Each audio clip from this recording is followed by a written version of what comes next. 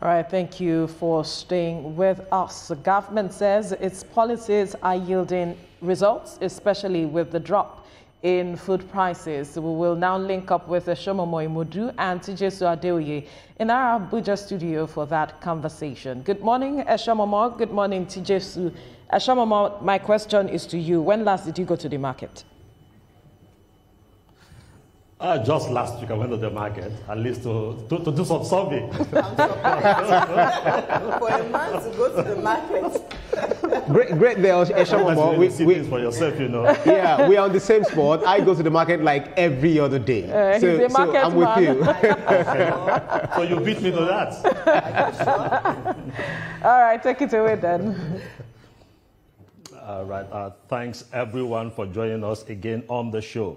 Now, President Bola Tinubu has promised to take steps aimed at lowering prices of foodstuff in the new year.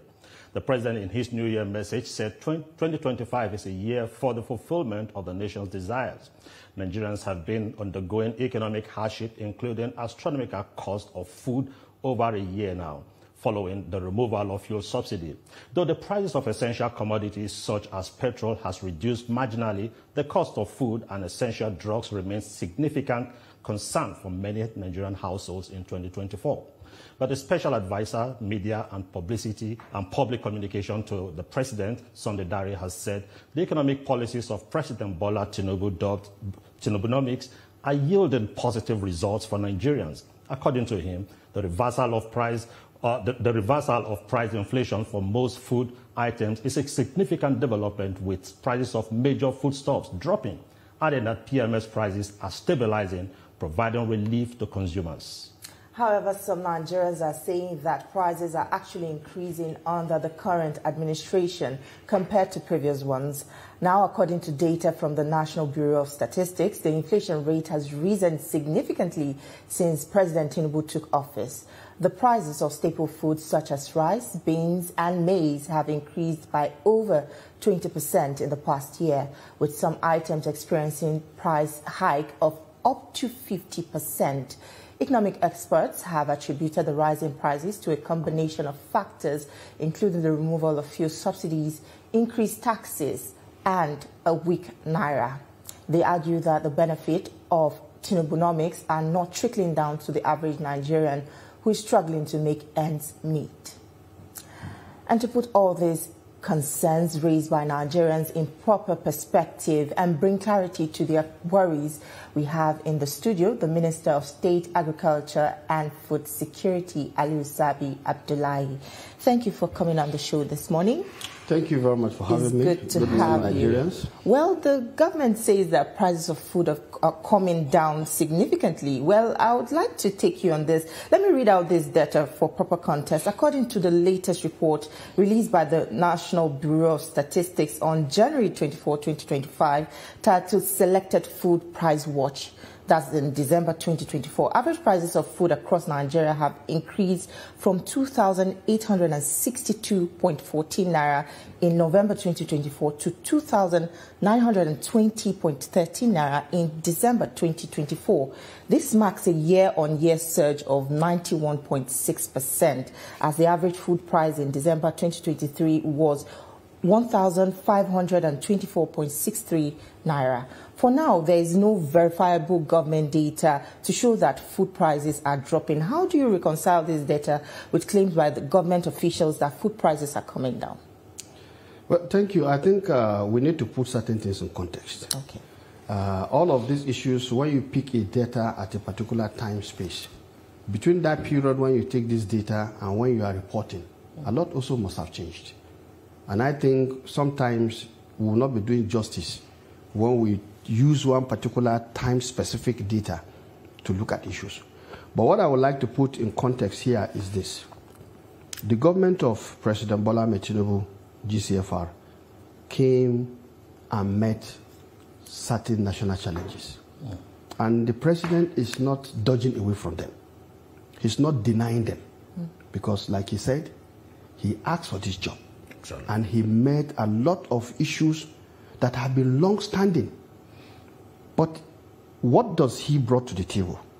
He has brought a courageous leadership, a bold leadership, and compassion. Now, when I say compassion, people may mistake it to mean he must do things free. That's not it. Because it's not sustainable. And let's also remember, Alex Haley said, you better deal with the reality or reality will deal with you. So what the president has done is to bring bare the reality of Nigeria's situation and mobilize citizens to say, look, let's tackle these realities. The reality is that our food production has suffered tremendously. There were successes, but there were also losses. So what he has done now is to say, okay, can we bring a more sustainable path to our food production? And I think that is what the Federal Ministry of Agriculture and Food Security is currently looking at. Now, why are we having these challenges? We have low productivity of our farmers. When we are supposed to have maybe 3 tons, 4 tons, you are seeing somebody getting 1 ton.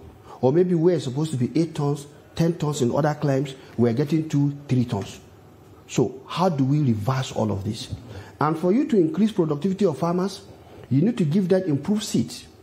You need to make sure there are inputs.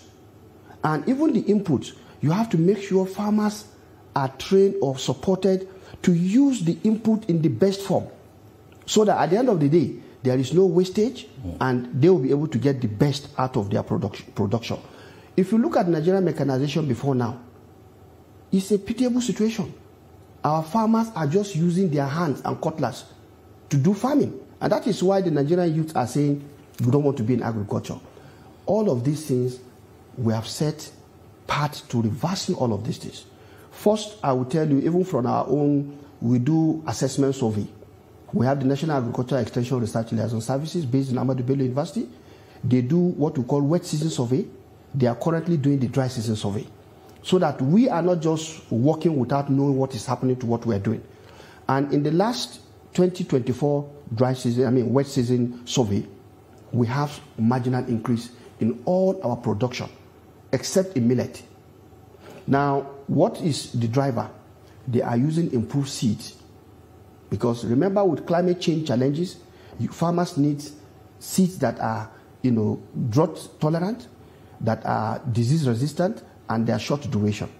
All of these things are in the works. So you're insisting that prices of food is coming down? Well, definitely, if you go to the market today, prices of certain foods have come down. But some Nigerians would disagree with you because they argue that government seems to be disconnected from reality. Because when you visit the market, it's a different situation you see on ground. You see, like I said, go to the market and you will see what you have bought some maybe months back. We are now in the period in which farmers are harvesting. Okay. Definitely with more production, it's a matter of economics, supply and demand.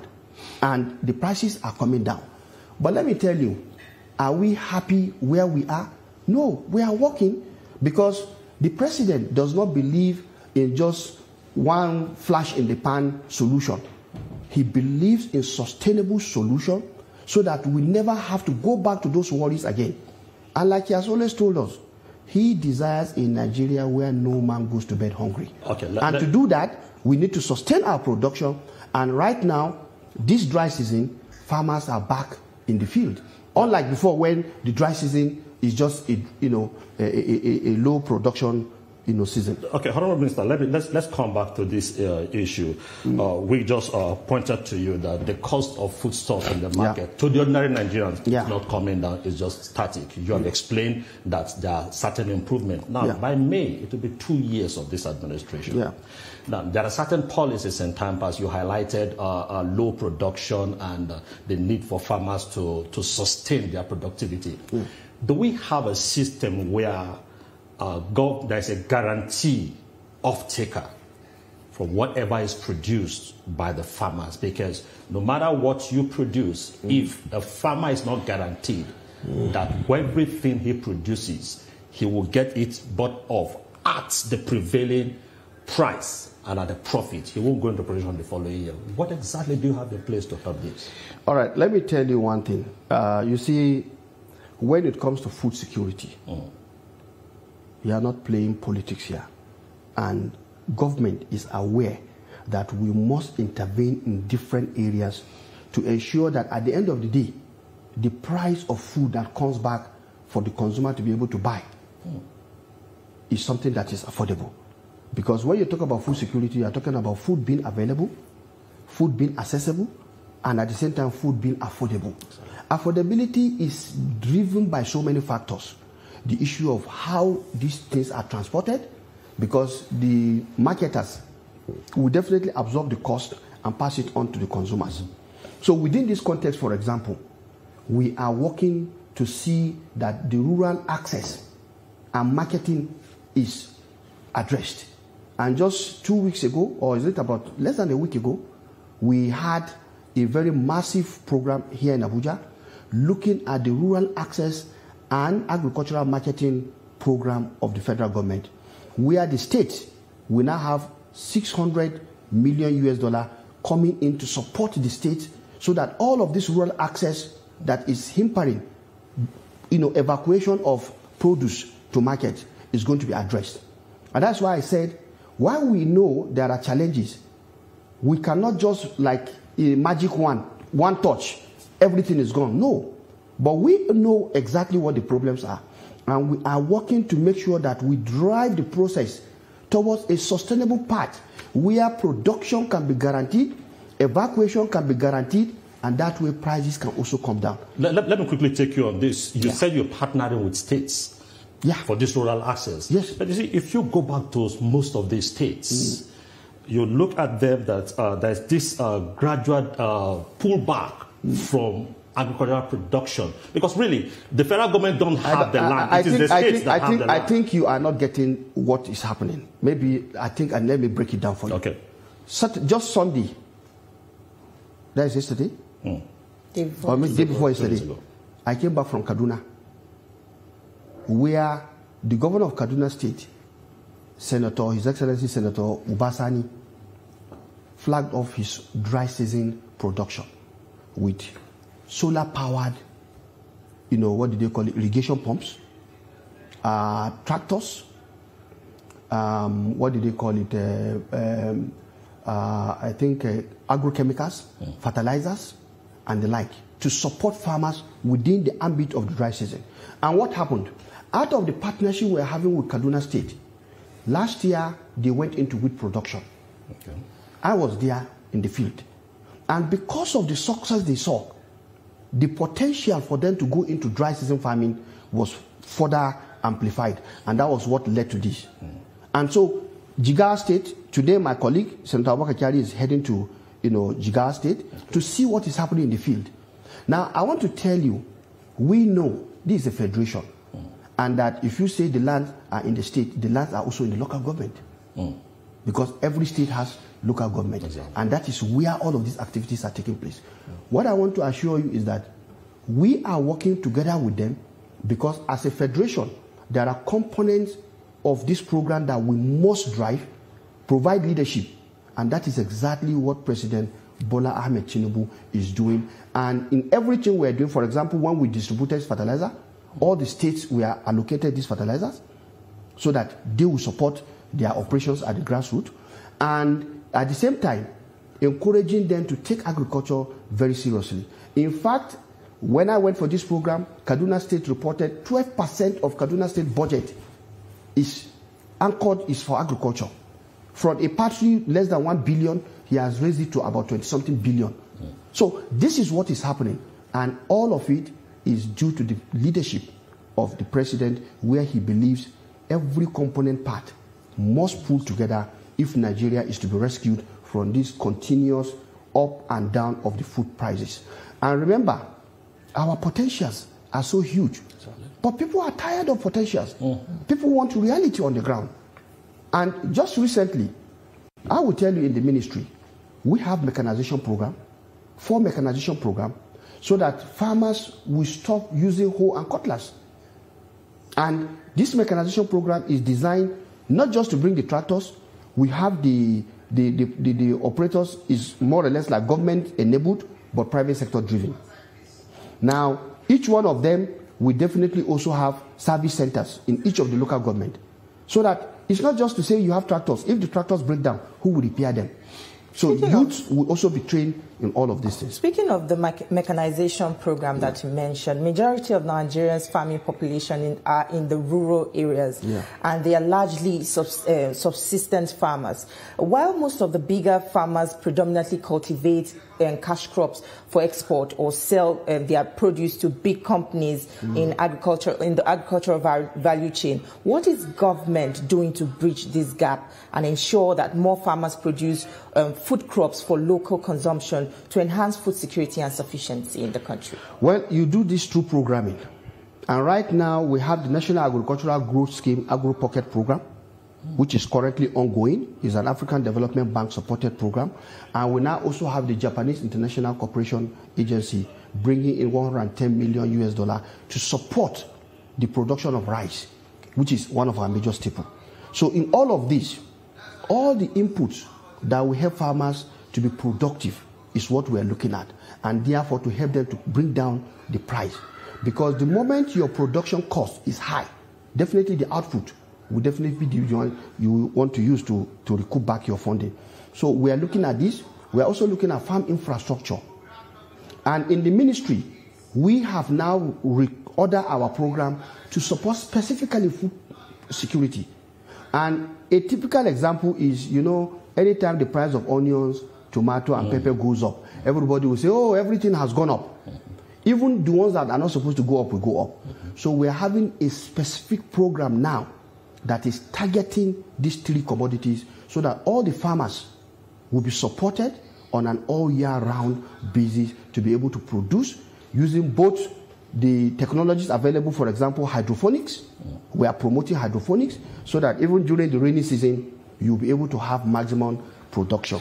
So our policy is driven towards ramping up production, supporting farmers to be more productive through training, through capacity development, through infrastructural support, and through also providing inputs that are qualitative. And in fact, one other program we are introducing is farmer soil health, because farmers don't have to go and throw their fertilizer, so that they can have specific recommendations that is tailored towards their farm operations. That way, they can have more productivity, and the yield gap that we are suffering can be reduced, productivity can come up, and food will be available. All right, we'll still have more to discuss, but we'll take this quick commercial break now. Don't go anywhere. Sips of coffee, stretch a little. We're glad to have you back. If you're just joining us, you're still watching TVC Breakfast, and we're live from our Abuja studio. And with us in the studio is the Minister of State, Agriculture and Food Security, Aliyu Abdullahi. Well, thank you for staying with us still on the program. Well, agriculture in Nigeria has been adversely affected by the impact of climate change. This has led to crop failures, reduced yields, and change in the growing season. How is the administration helping rural farmers build resilience and also adapt new ways of sustaining productivity instead of the reliance on rainfall, which has become very unpredictable? Thank you very much. You see, agriculture is science. Okay.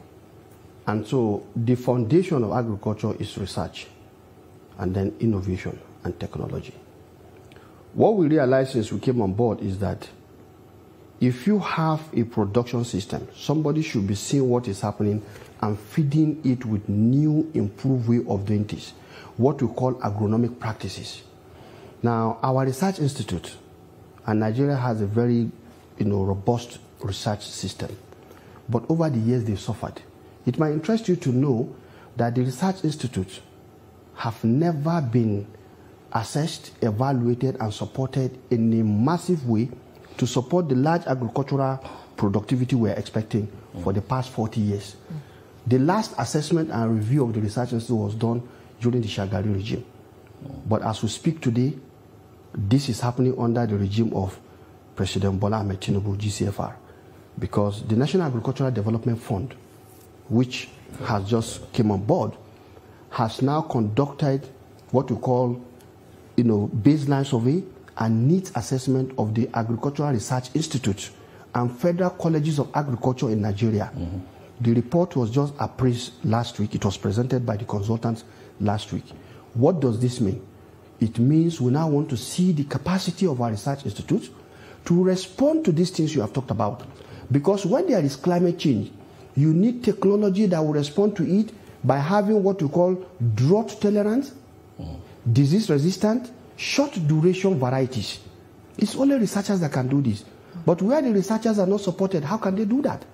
And when you go and import wrongly, you end up with the kind of case we had with the ginger and with the tuta absoluta and even with the onion, which was reported just recently when the onion producers, marketers, and processors visited us to tell us that somebody went and brought the wrong seed and it affected people. So, like I said, the president is not just looking at how do we solve the common, the problem that is eating us up, but what do we do to put a sustainable path so that when we exit, we're not going to have a re-entry. And I think that is what we're doing. And with this, the target is to have the Research Institute respond first to our food security crops. We're talking about maize, rice, wheat, soy, cassava, yam, potato, cowpea, and the like. All of them are our top priority. And all the institutes where these things are, they will be given all the necessary attention so that the researchers can see the problem in the field, respond to it in terms of all these things you have talked about. Okay. And I think that is the way to go. Yeah, Honorable Minister, good to hear that the research institutes will be, will I say incentive, a lot of they will funds be revived and revitalized. So we have things like the Nigerian Institute for Oil Palm Research in Benin going to have a new life. Now, my worry is, for instance, we used to have the presidential initiative on cassava. Though it's been acknowledged that we're still a leading producer of cassava, but the fact is that Nigeria is not a key player in the global market. Absolutely. Now, let me ask, what is responsible if we have this huge capacity and we are not key players in the global market? And also, we used to have in the First Republic, we had the cocoa in the southwest, we have the oil palm in the east, we have the granite in the north. Now, we have the president introducing the geopolitical commission. Let me use the word geopolitical commission. Is your ministry working with this to see how we can revive those old-time capacities we do have and to ensure that the value chain of production is sustained and promoted? Well, let me say thank you for this question. That's why you see me smiling. Because one of the things we have just recognized after appraisal is what you have just said. I would have said maybe you stole it from us. Inside information. Yes. But let me say this, you are very right. Today, Nigeria is the #1 producer of cassava globally. But when you check the global trade statistics, the bar, Nigeria, is not even visible. So what happened is this. We had what we call the Root and Tuber Expansion Program, which ran since 1990s up to maybe I think about 2008 or thereabout. And we have done the expansion.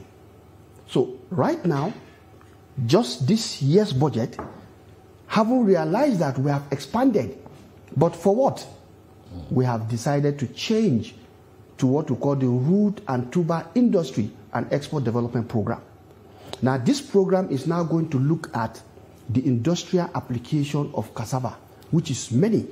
Issue of starch, high quality cassava flour, and all the other things that is produced from cassava, so that we can also partake in the global what do they call it market, which is a multi-billion market, and Nigeria has the capacity. If we can get even 20% of our total production processed into all of this, that will be a massive injection of opportunity for job creation and all the other things that Nigerians so desire. And so this program, we're looking at it, and in terms of partnership, there are many partners who've lined up. In fact, even NASENI, National Agency for Science, Education and Infrastructure, we realize they have certain capacity that we have to bring in terms of this. So you are right, and I want to tell you clearly that there is a response already, and we are working very hard to make sure that this response is not going to just be, like I said, it's not a flash in the pan. So we take our time to do the programming, to bring in all the actors, so that at the end of the day, we will definitely get the result that this is intended to achieve. Well, gender inequality is still an issue hindering agricultural development in Nigeria. How is the administration helping women like myself remove barriers limiting access to resources, finance, decision-making, opportunities? Well, the president once again has got it right when his 8-point agenda says inclusivity. No one should be left out, whether by gender, by location, geography, by anything. And I think for us in the ministry, we are fortunate we have a gender policy in agriculture. And in everything we do, we realize that when you take the value chain, there are areas where women have a very strong, innate capacity for. And in those areas, we are doing what we can to support women so that they can be key players in those areas. You look at processing. That's a key area that women are involved in. And here we have program that is looking at production of nutrient-dense food, because the nutrition challenge of the country also is a major cause for concern. And so our nutrition department and nutrition and food safety department is looking at this. Remember, I think last year we launched the National Nutrition and Food Safety Dashboard, where we are able to have insight into where we are having nutrition challenges, where we are having food safety issues, so that we'll be able to address them head on.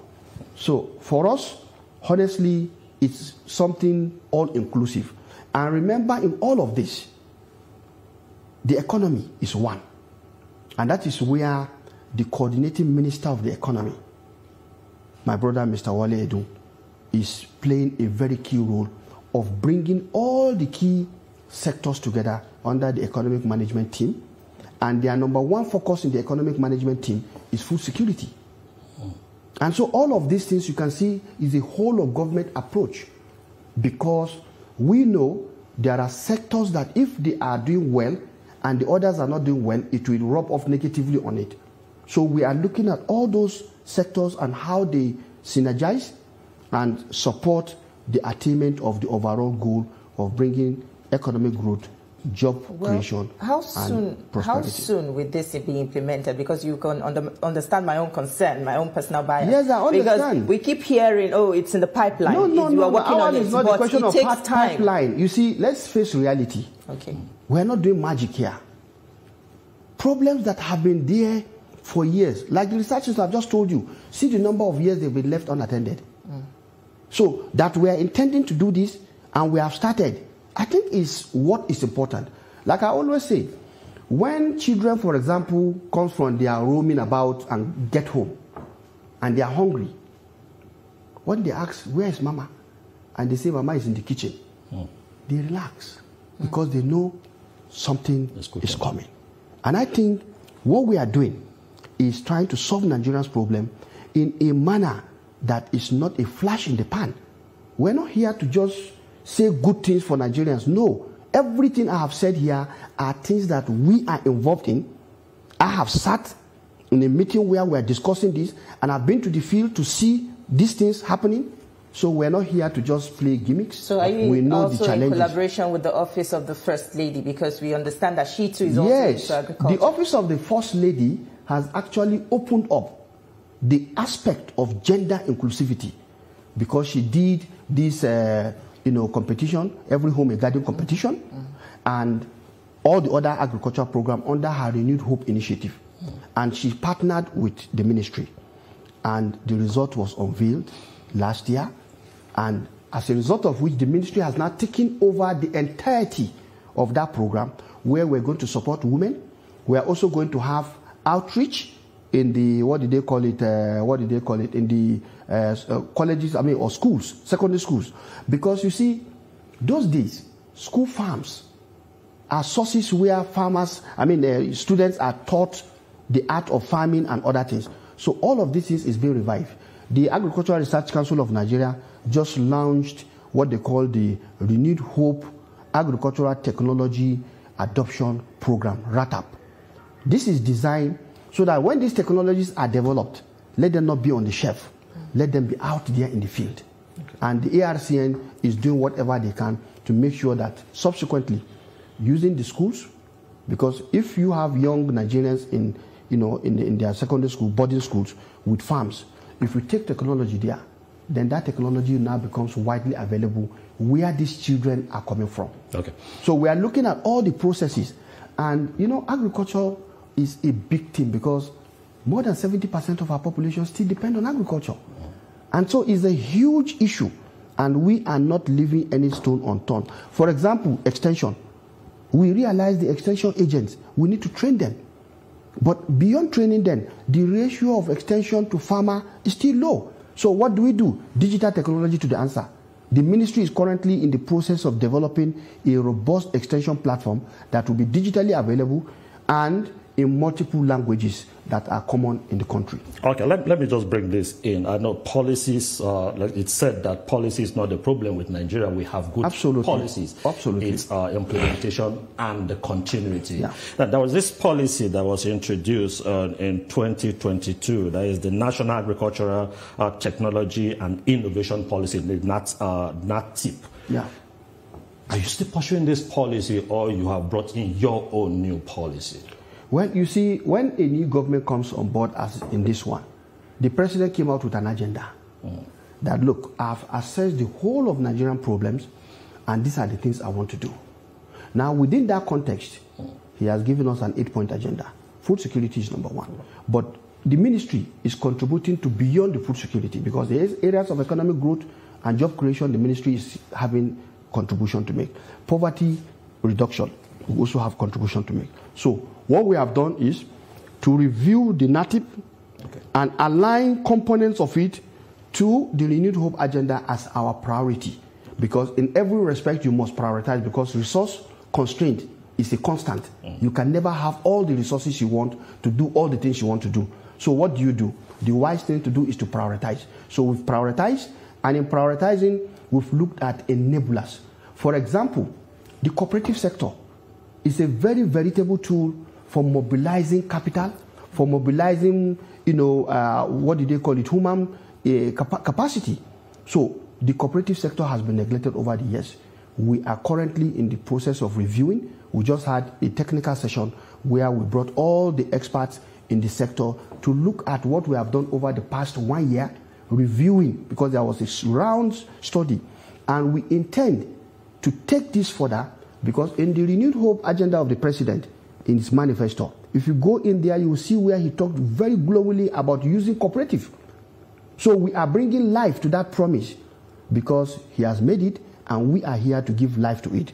The cooperative sector is going to be reformed. In fact, next week, we had a program where we're going to flag off capacity building for cooperative societies, and at the same time support to cooperative society that into farming. So these are the things we are doing, and all of these are a component of the NATIP that you talked about. For example, the mechanization program is a component of the NATIP, and we are actually taking it in. Even the growth of what do they call it? National Agricultural Growth Scheme is actually a component of also the NATIP. So the NATIP is definitely in action because the president believes in continuity. Like he said, I inherited both asset and liability. And as an accountant, he knows how to deal with asset and liability, and we are dealing with it based on his leadership direction, based on his vision, and I believe it's just a matter of time. Nigerians will begin to see the results of all of these efforts, inshallah. Of course. You recently talked about the plans of the federal government to recapitalize the Bank of Agriculture. How would this address complaints about the Bank of Agriculture's high interest rate for farmers and its limited reach and its lack of transparency in the allocation of loans to farmers? You know, interestingly, during the last G20, in Brazil, the president directed us to go on a study tour. Myself, the Minister of Livestock, and some other private sector participants. And when we went there, we were looking at the livestock sector, but at the same time seed. Because for the livestock sector to succeed, which is a gold mine waiting to happen, and by the way, ever since we know this country, everybody has been clamoring you need a livestock. And the president has created a Ministry of Livestock Development. This signpost is vision for turning around what you call negative threats or situations into great opportunities, because the farmer hardest conflict is a thing of concern. With this ministry now, that will be a thing of the past because it is going to receive first-hand information, attention. Now, during that trip, interestingly, when we met all of the players, we wanted to know what are the success factors, critical success factors in Brazil. And one of it is, of course, access to capital at very low interest rate. And what we saw there was 4% for certain categories of people based on certain conditions they must meet, and 8% for certain categories of people based on certain conditions they have met. And we are looking at that. The Office of the Vice President has been looking through the National Economic Council at how the Bank of Industry is going to be reformed and revitalized. Work has been ongoing, and we are confident from what we had within this first quarter, that effort will be unveiled. Now, what does this do? It is going to bring a new Bank of Agriculture that is going to be dealing only with genuine farmers. Because the problem we've had in the past is the moment there is money, everybody becomes a farmer in the ear, digitally, in the bedroom, portfolio, and all the like. This time around, we are saying no to portfolio farmers, no to ghost farmers, no to fake farmers. And as a ministry, we are working with NIMSI to develop a robust farmer database that will be based on GPS, location of the farmers, will know who you are, what you do, and all of this, again, is tied down to the farmers' soil health card scheme that I talked about earlier. So that when we know your farm, we will help you to know the status of your farm, the health of your farm, so that we can tell you, yes, you need this type of agrochemicals, yet you need this type of intervention so that the productivity of your soil can guarantee the kind of operations you are doing. So it's a lot of work going on. And you know, when you meet so many challenges, it will take so long. And that's why Nigerians are thinking nothing is happening. But I want to assure Nigerians that we are working around the clock. We know we eat every day. So we are not resting on our oars. No, Ramadan is around the corner. Easter yes, so we are working very hard because a nation that cannot feed itself definitely will face myriads of challenges. And the president understands this very well. And that is why all of these programs that I have mentioned are in the offerings, and many more are in the offerings, because we believe we need to work with partners and we cannot work in silos again. All right. Honorable Minister, we must thank you so much for your time with us on the program. It was a very robust discussion, and I must say I'm already attracted to, going into agriculture on a large scale, although I'm in it in a mini scale. But in fact, what we even want, we want plan. everybody to come back to agriculture, because agriculture is the future. That is where the money is. And let's go back to it. All right. Yeah. Thank you so much, Honorable Minister, for your time. Pleasure. Well, that's our package from us here in Abuja.